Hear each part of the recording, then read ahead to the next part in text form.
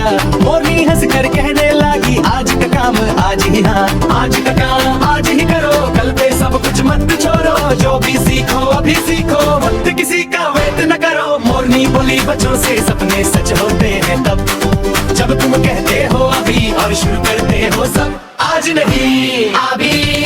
मोरनी बोली बच्चों से सपने सच होते हैं तब, जब तुम कहते हो अभी और शुरू करते हो सब आज नहीं अभी, आज नहीं अभी।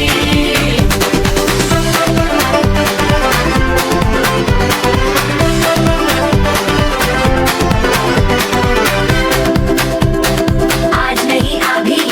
मोरनी निकली सुबह सुबह सूरज बोला यल दिया।